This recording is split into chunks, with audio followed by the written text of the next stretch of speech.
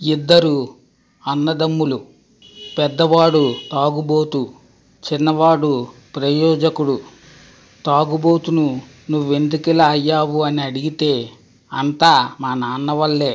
ఆయన తాగుబోతు, మమ్మల్ని పట్టించుకోలేదు, ఎప్పుడూ కొట్టేవాడు, ఏదో నేరం చేసి జైలుకు వెళ్ళేవాడు, అందుకే నేనిలా తయారయ్యాను అన్నాడు. ప్రయోజకుడిని నువ్వెందుకిలా అయ్యావు అని అడిగితే, అంతా మా నాన్న వల్లే. ఆయన తాగుబోతు, మమ్మల్ని పట్టించుకోలేదు, ఎప్పుడూ కొట్టేవాడు, ఏదో నేరం చేసి జైలుకి వెళ్ళేవాడు, అమ్మని కొట్టేవాడు. ఆయన్ని చూసి నేనేం చేయకూడదో నేర్చుకున్నాను, అందుకే నేనిలా తయారయ్యాను అన్నాడు.